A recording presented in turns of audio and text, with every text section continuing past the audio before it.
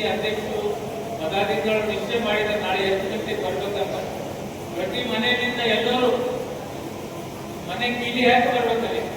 ನಾನು ವಿನಂತಿ ಮಾಡ್ಕೋತೀನಿ ಎಲ್ಲರೂ ಬಸವೇಶ್ವರ ಸರ್ಕಾರ ಮೆರವಣಿಗೆಗಾಗಲಿ ಹೆಚ್ಚಿನ ಸಂಖ್ಯೆ ನಮ್ಮ ತಾಯಂದಿರು, ಮಕ್ಕಳು, ಹಿರಿಯರು ಎಲ್ಲರೂ ಬಂದರೆ ಯಶಸ್ವಿ ಆಗ್ತದೆ. ಅವ್ರು ಏನು ಮಾಡಿದ್ದಾರೆ, ಬೇರೆ ಏನು ಮಾಡಿದ್ದಾರೆ ಅದ್ರ ಬಗ್ಗೆ ನಾವು ಮಾತಾಡಲ್ಲ. ನಾವು ಕೂಡ ಸಂಘಟಿತರಾಗಬೇಕು, ಒಳ್ಳೆ ರೀತಿಯಲ್ಲಿ ಆಚರಣೆ ಮಾಡಬೇಕು, ಒಳ್ಳೆ ರೀತಿಯಲ್ಲಿ ಎಲ್ಲರೂ ಒಗ್ಗಟ್ಟಾಗಿ ಬರಬೇಕು. ತಕ್ಷಣ ಬಹಳ ದೊಡ್ಡ ಸಂಸ್ಕಾರ ಇರ್ತಕ್ಕಂಥ ಊರು ಬಸವ ಜಯಂತಿ ಎಲ್ಲಾದರೂ ಆಚರಣೆ ಮಾಡಬೇಕಂದ್ರೆ ಶರೀರ ಇನ್ನೊಂದು ಜೋಡಿಸ್ತೀವಿ. ನಾವೆಲ್ಲ ಚಿಕ್ಕವರಿದ್ದಾಗ 3 ದಿವಸ ನಾಟಕ ಇಟ್ಟಿದ್ದೀವಿ. ಹಿರಿಯರೆಲ್ಲ ನಾಟಕ ಮಾಡ್ತೀವಿ.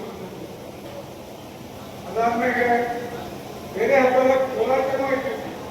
ಈ ಕೋಲಾಟ ಬರೀ ಮಾಚುಗೆ ನಾವು ನಾಟಕ ನೋಡಕ ಕೋಲಾಟ ನೋಡಕ ಕನ್ನಡದಾಗ ಇಲ್ಲಿ ಬರ್ತಾ ಇರ್ತೀವಿ. ಇವತ್ತು ಬಹಳ ಕಡೆಯಿಂದ ಬಸವ ಜಯಂತಿ ಆದರೂ ಬಸವಣ್ಣನ ತತ್ವ ಗಟ್ಟಿಯಾಗಿ ಹೇಳ್ಕೊಂಡಂತ ಊರು ಅಂದ್ರೆ ಹಾಗೆ ನಾವು ಸುಮಾರು ಬೀದರ್ ಜಿಲ್ಲೆಯಲ್ಲಿ ಯಾವ್ದಾದ್ರು ಬಸವ ಜಯಂತಿ ಆಚರಣೆ ಮಾಡ್ತಾರೆ. ಸುಮಾರು ವರ್ಷಗಳಿಂದ ಅದು ಹರುಗಿದೆ. ನಾವು ಹರುವಿನಲ್ಲಿ ಸುಮಾರು ವರ್ಷಗಳಿಂದ ಅಂದ್ರೆ ಅದು ನಮ್ಮ ಮುತ್ತರಿಗೆ ಪುನಃ ಯಾವ ವರ್ಷದಿಂದ ನಾವು ಭಾಷಾಚರಣೆ ಆಚರಣೆ ಮಾಡ್ತೀವಿ ಅಂತ ಹೇಳಿ. ಅದೇ ರೀತಿಯಾಗಿ ನಾವಿಲ್ಲೆಲ್ಲ ಆ ಟೈಮ್ನಲ್ಲಿ ಬಸವೇಶ್ವರ ಒಂದು ನಾವಿಲ್ಲ ಊರಿನಲ್ಲೇ ಎಲ್ಲ ಸೇರಿ ಒಂದು ಬಸವೇಶ್ವರ ಒಂದು ನಾಟಕವನ್ನು ಕೂಡ ನಾವು ಮಾಡ್ತಾ ಇದ್ದೀವಿ. ಆ ಟೈಮ್ನಲ್ಲಿ ಊರಿಂದೆಲ್ಲ ಜನಗಳು ಬಂದು ಒಂದು ನಾಟಕ ನೋಡುವಂತ ಒಂದು ವ್ಯವಸ್ಥೆ ಇತ್ತು. ಆದರೆ ಸುಮಾರು ವರ್ಷಗಳಿಂದ ಮಾಡತಂತ ಇದು ಒಂದು ಪ್ರೇರಣೆಯಿಂದ ನಮ್ಮ ಒಂದು ಹರುಗೆಯಲ್ಲಿ 2 ಚೇತನಗಳು ಹುಟ್ಟಿರೋದು. ಯಾಕಂದ್ರೆ ಒಂದು ಅಕ್ಕ ಅನ್ನಪೂರ್ಣ ತಾಯಿ, ಒಂದು ಅಕ್ಕ ಗಂಗಾಂಬಿಕ. ಇವರು ಇಡೀ ದೇಶದಲ್ಲೇ ಇರುವಂತ ಈ ಒಂದು ಹಾರಿಯಲ್ಲಿ ಹುಟ್ಟಿದಂತ ಕೀರ್ತಿ ಅವರಿಬ್ಬರು ಸೇರಿ ಮಾಡಿದ್ದಾರೆ.